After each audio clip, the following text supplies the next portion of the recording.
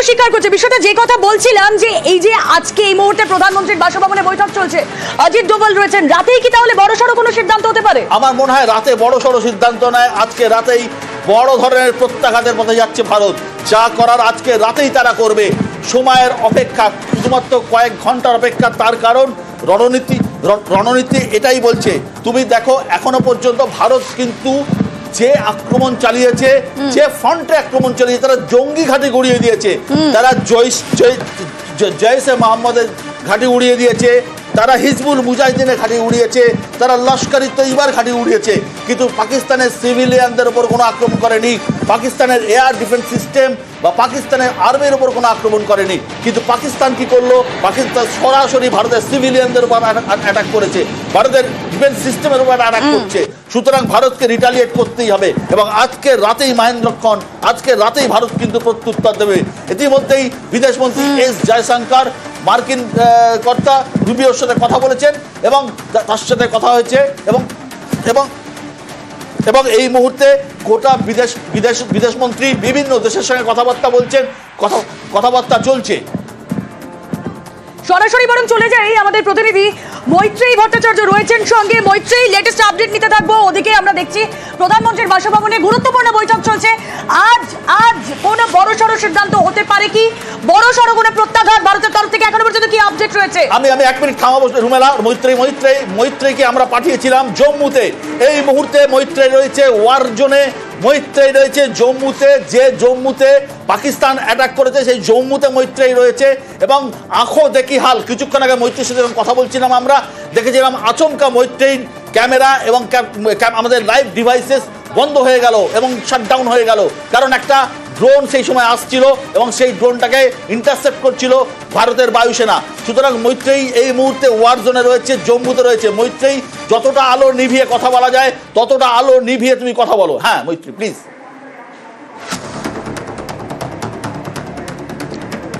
একেবারে দেখো, এই মুহূর্তে আমরা আমাদের হোটেলের ভেতরে চলে এসেছি, তার কারণ বাইরে এই মুহূর্তে একেবারেই অ্যালাউড নয়। সমস্ত আলো এই মুহূর্তে বন্ধ করা রয়েছে। আমি আমার ক্যামেরা পার্সনকে বলবো আলো নিভিয়ে দিয়ে একবার আমরা বাইরের দিকে যাব, একবার আলো নিভিয়ে দিয়ে, কারণ বাইরে এই মুহূর্তে বিপদ রয়েছে। আলো নিভিয়ে দিয়ে আমরা লাইট বন্ধ করে দিয়ে এই মুহূর্তে বাইরের দিকে যাব এবং আমরা একটু দেখাতে চাইবো যে কতটা একেবারে নিশ্ছিদ্র অন্ধকার এই মুহূর্তে রয়েছে। শুধুমাত্র যেটুকু চাঁদের আলো দেখা যাচ্ছে তাতেই কিন্তু গোটা এলাকায় দেখা যাচ্ছে যেটুকু পরিস্থিতি দেখা যাচ্ছে সেটাই আমরা একটু তুলে ধরার চেষ্টা করব।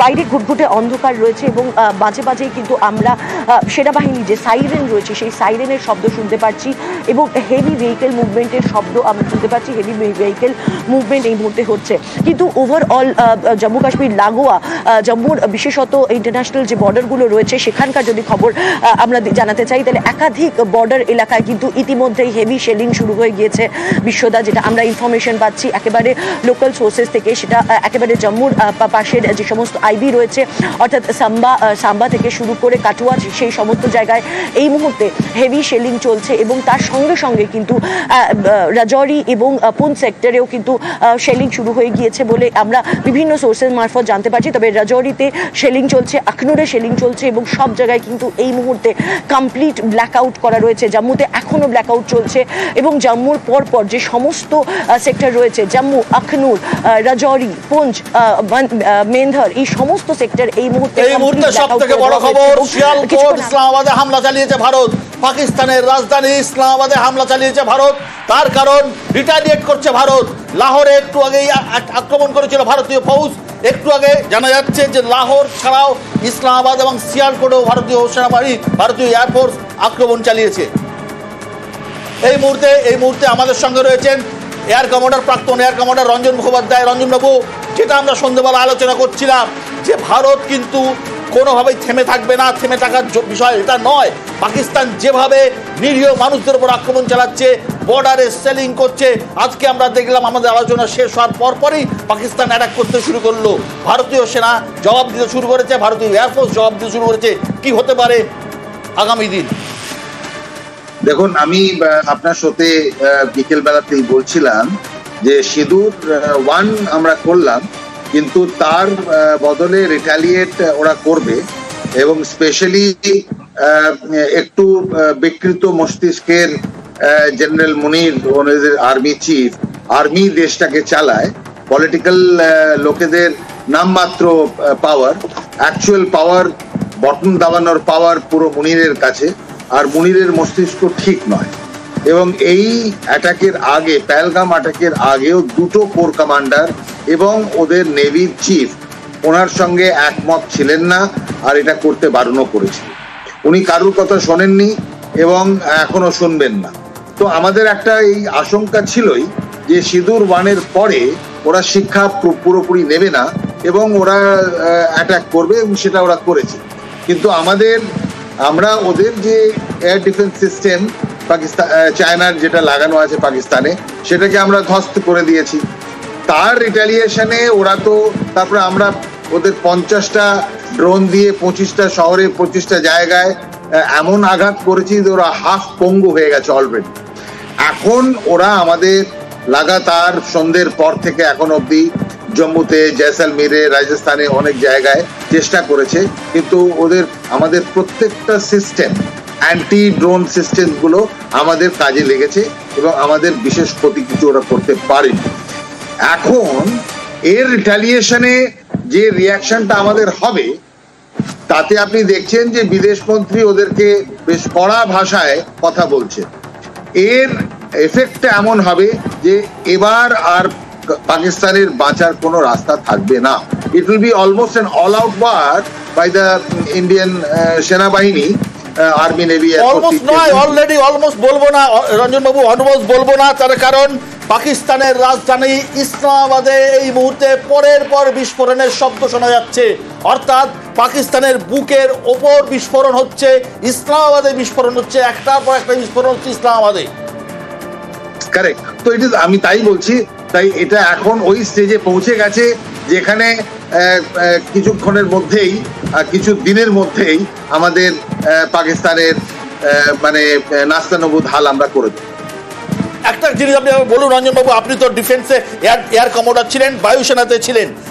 এই আমরা শুনেছি, আমরা দেখেছি যে কিছুদিন আগে যখন হামাস আক্রমণ করেছিল ইসরায়েলে, সেই সময় একসঙ্গে 5000 মিসাইল অ্যাটাক হলেও ইসরায়েলি যে ডোম ছিল, সেই ডোম সেই মিসাইলগুলোকে রক্ষা, মানে সেই মিসাইলগুলোকে আটকাতে সক্ষম ছিল। ভারতীয় এয়ার ডিফেন্স সিস্টেম কতটা মজবুত, একসঙ্গে কত এই ধরনের মিসাইল বা ড্রোনকে আমরা আটকাতে পারি? আমাদের সিস্টেমটা খুবই মজবুত এবং আমাদের সঙ্গে অনেক অ্যাডভান্সড সিস্টেম ইসরায়েল থেকেও আমরা কোলাবোরেট করেছি। আমি আপনার শোতে লয়টারিং মিউনিশনের কথা বলেছিলাম এবং সেটা আমাদের যেমন আছে এবং সেটা ডিফেন্স করতেও আমাদের সক্ষম। তার জন্যই তো আমাদের ওদের সমস্ত অ্যাটাকগুলো, মিসাইল অ্যাটাকগুলো, ড্রোন অ্যাটাকগুলো আমরা আটকাতে পারছি। আমাদের অলমোস্ট ফুল প্রুফ ধরে নি। রঞ্জন বাবু, আরেকটা প্রশ্ন আপনাকে করব। আমরা দেখতে পাচ্ছি যে পাকিস্তান যেভাবে অ্যাটাক করছে, তো এ তো জঙ্গিদের হামাস স্টাইলে অ্যাটাকটা করছে। তারা তো একটা সেনাবাহিনীর মতো অ্যাটাক করছে না, হামাসের মতো অ্যাটাক করছে, জঙ্গি স্টাইলে অ্যাটাক করছে। পাকিস্তান তো একটা জঙ্গি স্টেট। আমি আপনার সাথে তো বললাম যে ওদের পুরোপুরি টেরার ফান্ডিংটা এইভাবে আসে এবং এই টাকাটা ওরা 150 থেকে 200 মিলিয়ন ডলার খরচা করে। একটা 12টা জঙ্গি সংগঠন আছে ওদের। Army is the top number 1 জঙ্গি সংগঠন অফ পাকিস্তান, এটা পুরো দুনিয়া জানে। এবং ন্যাচারালি ওরা যে হামাস স্টাইলে অ্যাটাক করবে না, সেটাই আশ্চর্যের ব্যাপার। তো ওরা করবে, ওরা জঙ্গিদের মধ্যেই ব্যবহার করবে।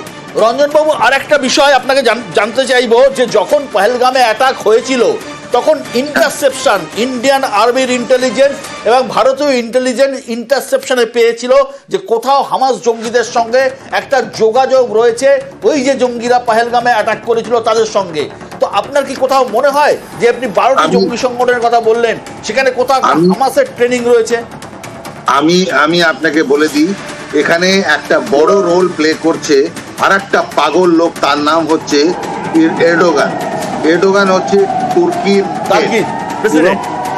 টার্কির প্রেসিডেন্ট এবং আজ থেকে 18 বছর আগে ও পাওয়ারে এসেছিল এবং গত 18 বছর ধরে প্রায় 60,000 লোককে, তাতে সামরিক বাহিনীর লোক আছে, তাতে পলিটিক্যাল লোক আছে, তাদেরকে সব ধরে ও আটকে রেখে দিয়েছে। এবং লাস্ট উইকে আমার খবর আছে যে 6টা টার্কিশ বিমান পাকিস্তানে ইসলামাবাদে ল্যান্ড করে, এবং তাতে আমার সোর্সের খবর যে প্রায় 3,500, মার্ক মাই ওয়ার্ডস, 3,500 ISIS এর জঙ্গিরা, ওরা মানে ভাড়া করা জঙ্গি এরডোগান সাপ্লাই করেছে পাকিস্তানের যে আগে একটা সোর্স ছিল আফগানিস্তান থেকে জঙ্গি ওরা ইম্পোর্ট করতো, সেইটা এখন বন্ধ হয়ে গেছে। আফগানিস্তান আর ওদের লোক দেয় না, আফগানিস্তান আর ভারতের ল্যান্ডে এসে করে না। না, একটা সময় আফগানিস্তানের সাথে পাকিস্তানের সম্পর্ক অত্যন্ত ভালো ছিল। তারপর তালিবানরা ক্ষমতায় আসার পর প্রথম দিকটা বাদ দিলে আস্তে আস্তে ভারতের সঙ্গে আফগানিস্তানের সম্পর্ক অত্যন্ত মসৃণ হয়েছে। একই সঙ্গে আফগানিস্তানের সঙ্গে পাকিস্তানের সম্পর্ক খুব খুব খারাপ হয়েছে। এবং আফগানিস্তানের একটা গ্রুপ আছে তেহরিক তালিবান বলা হয়, এই তেহরিক তালিবান কিন্তু রীতিমতো পাকিস্তানের সঙ্গে লড়াই চালাচ্ছে। অর্থাৎ পাকিস্তান কিন্তু ঘরে বাইরে শত্রু রয়েছে। একদিকে তাদের শত্রু তেহরিক তালিবান, অন্যদিকে বালুচিস্তান লিবারেশন আর্মি। আমরা দেখেছি আজকে সকালেই কতগুলো বিস্ফোরণ পাকিস্তানি আর্মিকে লক্ষ্য করে ঘটিয়েছে। অন্যদিকে সিন্ধ প্রদেশ, সেখানেও একটা রেবেল গ্রুপ রয়েছে। আর একটা তো খাইবার পাখতুনখাওয়া, যেখানে পাকিস্তানের কোনো কন্ট্রোলই নেই।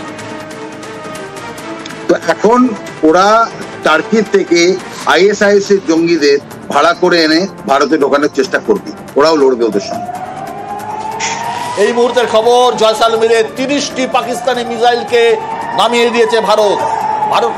পাকিস্তানের জয়সালমীরে পাকিস্তানের 30টি মিসাইলকে নামিয়ে দিয়েছে।